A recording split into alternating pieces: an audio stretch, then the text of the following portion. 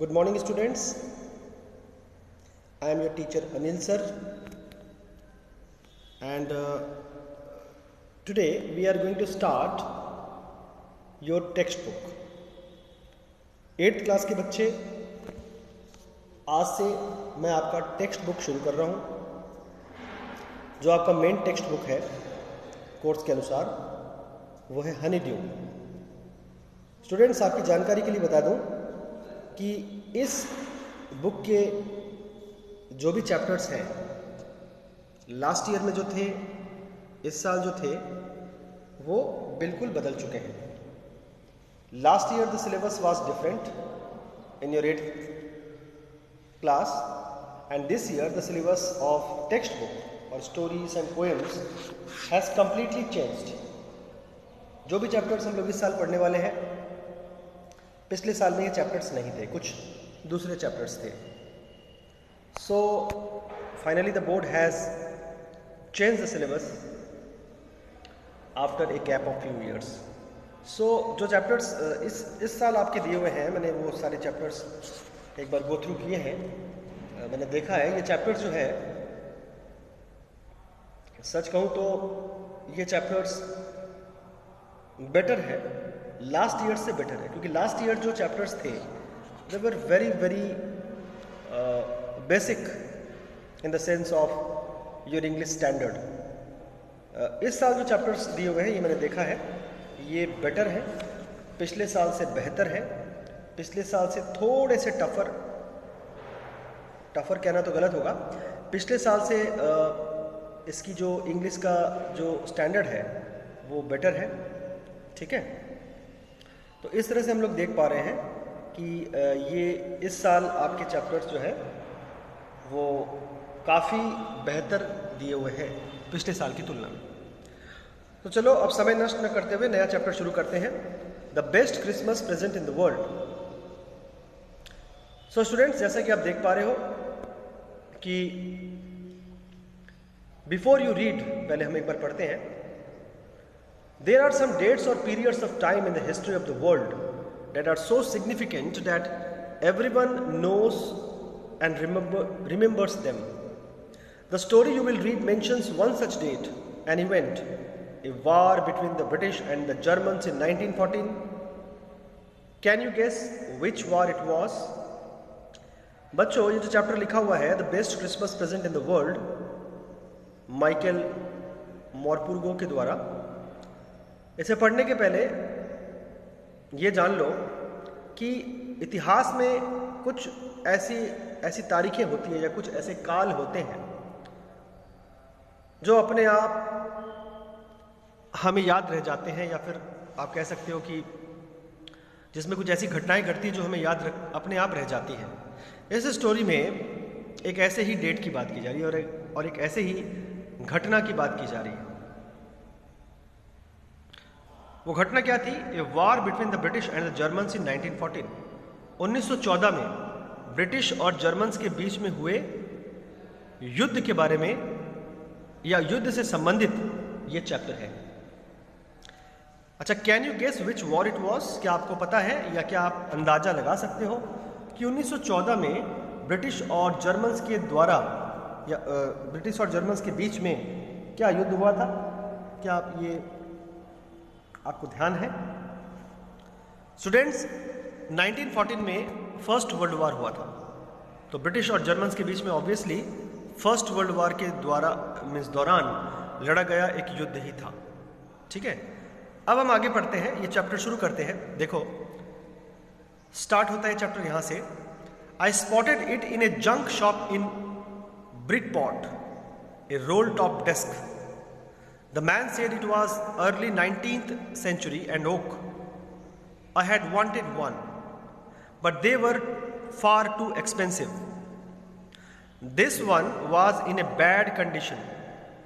The roll top in several pieces, one leg clumsily mended, scorch marks all down one side.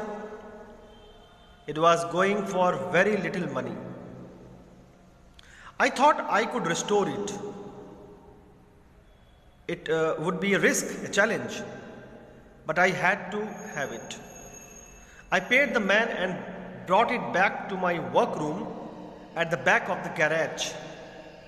I began work on it on Christmas Eve. Students देखो, line by line हम समझने की कोशिश करते हैं। Writer ने ब्रिटपोर्ट नाम के स्थान में एक जंक शॉप देखा। स्टूडेंट्स, जंक शॉप का मतलब होता है कबाड़ी की दुकान, जहाँ पर फालतू के सामान, यूज्ड सामान रीसेल होते हैं।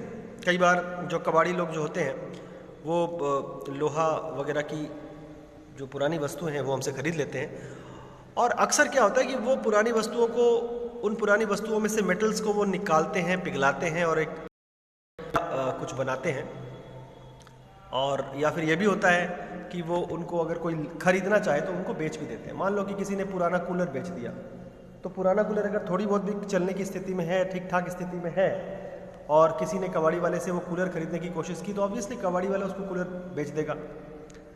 ठीक है, कम दामों में 5,000 का कूलर हो सकता है, उसको 1,000 रुपये में बेच दे। और अगर वो कूलर खरीदने की स्थिति में या चलने की स्थिति में नहीं है, तो कबाड़ी वाले क्या करते हैं, उस लोहे को पिघला देते हैं और उसको यूज़ में लेते हैं। अलग लोहे को निकाल करके या लोहे को पिघला करके लोहे की जो कंपनीज होती है जहाँ पर लोहे का काम होता है, उनको वो अक्सर लोहा बेच देते हैं। तो कबाड़ी वाले की दुकान में आपको जो है नई, मतलब जो है पुरानी चीज़ें मिल जाती है। तो राइटर को ब्रिटपोर्ट नाम के स्थान पे एक कबाड़ी की दुकान मिली, और वहाँ पर एक रोल टॉप डेस्क का मतलब होता है एक ऐसी टेबल जो ऊपर से गोलाकार हो और अक्सर मूव भी करती हो, घूमती हो। ठीक है। The man said it was early 19th century an oak students एक पेड़ का नाम है। एक पेड़ को ओक कहते हैं, और ओक पेड़ की जो लकड़ी होती है वो बहुत ज़्यादा मजबूत होती है। तो राइटर जो था उसने उस कबाड़ी वाले को पूछा, तो कबाड़ी वाले ने बताया कि ये 19वीं शताब्दी का जो है रोल टॉप डेस्क है, और ये ओक नाम की एक उच्च क्वालिटी में अच्छे पेड़ की लकड़ी से बना हुआ है। राइटर को एक चाहिए था, लेकिन राइटर ने जब उसकी कीमत पूछी रोल टॉप डेस्क की, तो थोड़ी ज़्यादा बताई गई। राइटर के हिसाब से वो थोड़ी कीमत ज़्यादा थी। और दूसरी बात ये भी थी कि वो जो रोल टॉप डेस्क था वो थोड़ी सी बुरी स्थिति में भी था। अक्सर उसके मीन्स ये देखा गया राइटर के द्वारा कि उस रोल टॉप डेस्क के जो हिस्से थे वो थोड़े टूटे फूटे हुए थे, और एक आध अलग निकले हुए भी थे। जैसे कि एक पैर जो था उसका वो मुड़ा हुआ था। ठीक है, एक साइड में उसके काफ़ी सारे स्कॉच मार्क्स थे, मतलब काफ़ी सारे धब्बे या चिन्ह थे। ठीक है, और it was going for very little money. तो देखा जाए तो उसकी कीमत काफ़ी कम होनी चाहिए थी राइटर के हिसाब से। फिर भी उसकी कीमत थोड़ी ज़्यादा बताई गई, लेकिन हालांकि राइटर को वो काफ़ी पसंद आया था रोल टॉप डेस्क। राइटर ने एक क्षण फिर से सोचा कि अगर वो इसको खरीदते हैं तो वो एक रिस्क होगी, एक चैलेंज होगा उसको खरीदना, क्योंकि अगर खरीदने के बाद वो कोई काम ना आए तो फिर वो राइटर के लिए बेकार हो जाएगा। लेकिन राइटर को वो खरीदना ही था, क्योंकि वो उनको पसंद आया था। तो उन्होंने, उस आदमी ने जो भी कीमत मांगी थी, उस कबाड़ी वाले ने उसको वही कीमत दी, और उस रोल टॉप डेस्क को अपने वर्क रूम, जहाँ से भी बैठ करके, जिस रूम में बैठ करके, जिस घर में से भी वो काम किया करते थे, ठीक है, या उनका जो खुद का घर था, वहाँ वो ले आए। I paid the man and brought it back to my work room at the back of the garage. Garage के पीछे में उनका वर्क रूम था। आप बोल सकते हो एक प्रकार से ऐसा रूम जहाँ पर वो कुछ काम किया करते थे। ठीक है, तो वहाँ पर गैरेज के पीछे में जो उनका वर्क रूम था, वहाँ पर वो लेके उस रोल टॉप डेस्क को लाकर रख दिया। I began work on it on Christmas Eve. Christmas Eve का मतलब बच्चों होता है 24 ऑफ दिसंबर। 25 दिसंबर के एक दिन पहले को क्रिसमस एव कहा जाता है। ठीक है, तो उन्होंने वो लेके आए, और लेके आकर के वो उस रोल टॉप डेस्क के ऊपर काम करने लगे। मतलब उसकी जो कमियां थी उसको ठीक करने की तरफ, उस दिशा में वो काम करने लगे। तो I remove the role top completely and pulled out the drawers. The veneer had lifted almost everywhere. It looked like water damage to me. Both fire and water had clearly taken their toll on this desk. The last drawer was stuck fast. I tried all I could to ease it out gently. In the end, I used brute force. I struck it sharply with the side of my fist, and the drawer flew open to reveal a shallow space underneath. A secret drawer. There was something in there. I reached in and took out a small black tin box. Cello-taped to the top of it was a piece of lined notepaper, and written on it in shaky handwriting, Jim's last letter, received January 25, 1915, to be buried with me when the time comes. I knew as I read it that it was wrong of me to open the box, but curiosity got the better of my scruples. It usually does. Inside the box there was an envelope. The address read, Mrs. Jim Macpherson, 12 Copper Beaches, Bridport, Dorset. I took out the letter and unfolded it. It was written in pencil and dated at the top December 26, 1914. तो students, आप जैसे देख पा रहे हो कि writer ने क्या किया, उस रोल टॉप डेस्क को अपने वर्कशॉप या वर्क रूम में लेके आया, और उसके बाद उसका जो रोल टॉप था, घूमने वाला जो रोल करने वाला जो उसका टॉप था, उसको उन्होंने अलग किया। और उस रोल टॉप डेस्क में कुछ ड्रॉर्स भी थे, यानी कुछ खाने थे जहां पर हम लोग सामान वगैरह रखते हैं, कुछ खाने थे उसके। तो रोल टॉप डेस्क को उन्होंने रोल टॉप को तो हटाया और ड्रॉर्स को खोला। ड्रॉर्स को खोलने के बाद ये देखा गया कि काफी सारा पानी जगह जगह उसमें गिर चुका था। कुछ आग से वो रोल टॉप डेस्क गुजरा होगा या पानी के बीच से गुजरा होगा। तो जगह जगह जो उसके नुकसान हुए दिखाई दिए, वो एक्चुअली या तो सीलन के नुकसान थे, डैम्प हो गया था वो रोल टॉप डेस्क, जगह जगह से उसके ड्रॉयर्स जगह जगह से डैम्प हो गए थे, तो ये दिक्कत थी। और दूसरी दिक्कत ये थी कि वो उसमें कहीं आग वाग लग गई थी, जगह जगह वो आग के कारण थोड़ा सा काला वगैरह पड़ गया था। तो आग से उसको नुकसान हुआ था रोल टॉप डेस्क को, और पानी से उसको नुकसान हुआ था। फिर उन्होंने आखिरी ड्रॉअर जब खोला तो ये क्या देखा उन्होंने कि आखिरी ड्रॉअर जब खोलने की कोशिश की तो आखिरी ड्रॉअर ठीक से खुल नहीं रहा था, मतलब वो जाम था। उन्होंने पूरा ब्रूट फोर्स, मतलब उन्होंने पूरी जोर लगाई, अपनी पूरी शारीरिक शक्ति लगाई, और उस ड्रॉअर को बड़ी मुश्किल से पूर्ण जोर लगा करके जब खोला, तब उन्होंने देखा कि वो जो ड्रॉअर है, उस ड्रॉअर के अंदर भी एक छोटा सा स्पेस है। मतलब उस आखिरी ड्रॉअर के अंदर में भी एक सीक्रेट ड्रॉअर है। देखो क्या लिखा है, I struck it sharply with the side of my fist and the drawer flew open to reveal a shallow space underneath a secret drawer. मतलब वो आखिरी ड्रॉअर जब उन्होंने खोला तो वो आखिरी ड्रॉअर जो है, पहली बात तो बहुत मुश्किल से खुला। उन्होंने अपनी फिस्ट यानी अपनी मुट्ठी को जोर लगा करके, जब मुट्ठी के जोर से जब उस ड्रॉअर को उन्होंने खींचा, तब वो बड़ी मुश्किल से खुला। और जब खुला तो उन्होंने देखा कि उस आखिरी ड्रॉअर के अंदर में भी एक सीक्रेट ड्रॉयर और है। वो उस सीक्रेट ड्रॉअर को भी खोले, वहां पर उससे एक छोटे ब्लैक कलर का टीन बॉक्स निकल करके आया। टीन बॉक्स के ऊपर सेलो टेप के द्वारा वो टीन बॉक्स बंद किया हुआ था, ठीक है। और जब उस टीन बॉक्स को खोला गया, यानी सेलो टेप को हटाया गया, टीन बॉक्स को जब खोला गया तो वहां पर एक नोट पेपर लिखा हुआ था, थोड़ी सी शेकी हैंडराइटिंग का मतलब स्टूडेंट आप बोल सकते हो थोड़ी आड़ी तिरछी हस्तरेखा, मीन्स हस्तलिखित जिसको बोलते हैं, हस्तलिखित जो मीन्स हैंडराइटिंग जो है आड़ी तिरछी लिखी हुई हैंडराइटिंग, आड़ी तिरछी यानी कि उतनी अच्छी हैंडराइटिंग नहीं थी, थोड़ी सी बैड हैंडराइटिंग में एक लेटर लिखा हुआ था। उसमें क्या लिखा था?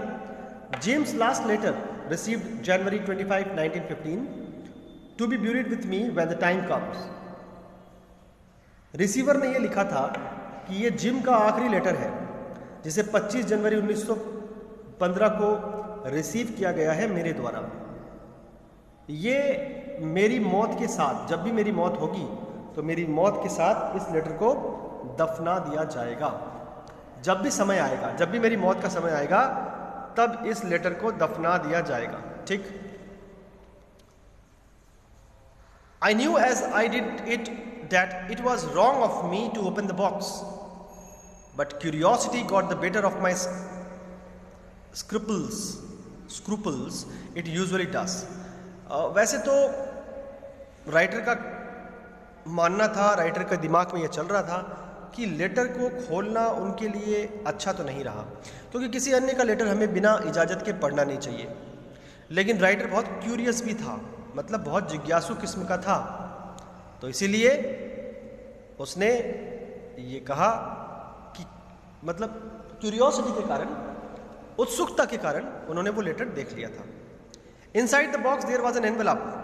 अच्छा, ये जो लिखा हुआ था नोट पेपर, ये नोट पेपर तो सेलो टेप के द्वारा बांध करके या ढक करके उस ब्लैक टिन बॉक्स के ऊपर ही लिखा हुआ था। ब्लैक टिन बॉक्स के अंदर अभी उन्होंने नहीं खोला था, ब्लैक टिन बॉक्स के ऊपर ही ये छोटा सा नोट लिखा हुआ था कि ये जिम का आखिरी लेटर है जिसको 25 जनवरी 1915 में रिसीव किया गया और इसको मेरी मौत के साथ जब समय आएगा तो दफना दिया जाएगा। ये टीन के ऊपर ही लिखा हुआ था। अब जब उन्होंने टीन को खोला राइटर ने, तो टीन के अंदर में, टीन बॉक्स के अंदर में एक और लिफाफा था। उस लिफाफा में ऐसे लिखा हुआ था, Mrs Jim McPherson, 12 Copper Beeches, Bridport, Dorset. मतलब जिस व्यक्ति के द्वारा ये लेटर भेजा गया था उस व्यक्ति का पूरा नाम क्या था?